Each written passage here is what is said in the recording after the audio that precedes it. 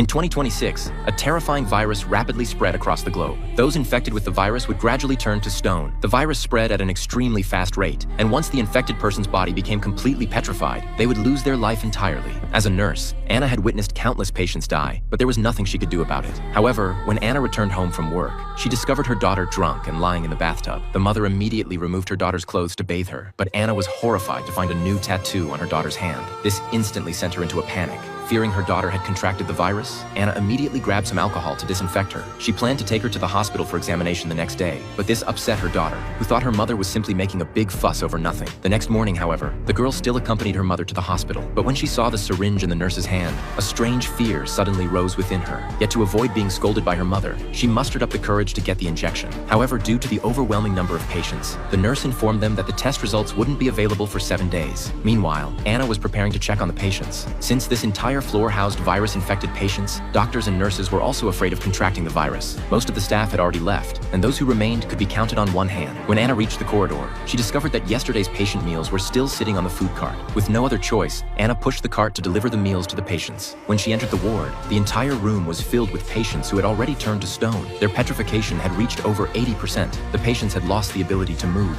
What came from their mouths was no longer air, but powder. They could only sustain their lives through machines. Fortunately, this virus didn't spread through the air. Just as Anna was delivering food to the last patient, she discovered that the person had completely petrified and lost their life entirely. Anna felt deeply disheartened, but there was nothing she could do to treat them. She unplugged the equipment from the patient's body and covered them with a white sheet. At the same time, the girl had finished her examination and returned to school, but she felt an unbearable itching all over her body. Just as the girl kept scratching her arm, the teacher suddenly called on her to answer a question, but the girl hadn't noticed that the wound on her arm had split open. Blood dripped down her arm onto the desk. The classmates were terrified when they saw this. The teacher quickly told the girl to go to the infirmary to treat her wound. The classmates urged her to leave immediately, as if the girl had become a demon. Seeing this, her boyfriend immediately chased after her, but instead of going to the infirmary, the two hid in the bathroom and began kissing in secret. Little did they know, this act would lead to lifelong regret.